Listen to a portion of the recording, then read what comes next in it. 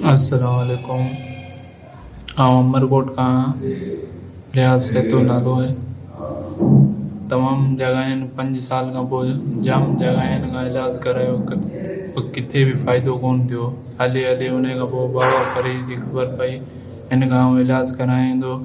हींअर अल्हम्दुलिल्लाह बिल्कुलु ठीकु आहियां। मूंखे चकर ईंदा, दिमाग़ी फॉल्ट ॿुधारा, ख़बर कोन पई पए कहिड़ी बीमारी आहे। अखियुनि जी नज़र बंदि थी वेंदी हुई।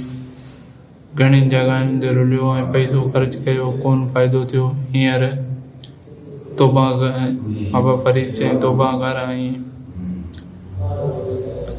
इस्लामी तरीक़े ते हल ऐं अलाह खां तौबा कर। हींअर अल्हम्दुलिल्लाह आउं ठीकु आहियां, अलाह जो शुक्र आहे। न को अखियुनि जी नज़र बंदि थिए ऐं न को जेको खिरंदो बीमारी सां उहो बि कोन। पहिरीं ख़बर कोन पई पए कहिड़ी बीमारी आहे। डॉक्टरनि खां अलॻि अलॻि जॻहियुनि खां फुरिजे, पैसा बि ख़र्च करे हर जॻह वियो माण्हुनि खां वटि ऐं जाम बीमार रहंदो। हींअर अलाह जो शुक्र आहे, बाबा फरीद जी ख़बर पई, हींअर ठीकु आहे, अलाह जो शुक्र आहे।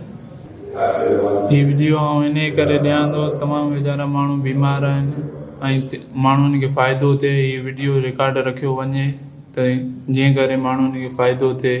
तमामु वीचारा माण्हू अखियुनि खां नाबीन आहिनि, परेशान आहिनि, जाम माण्हू भटकनि पिया, फ़ाइदो थिए।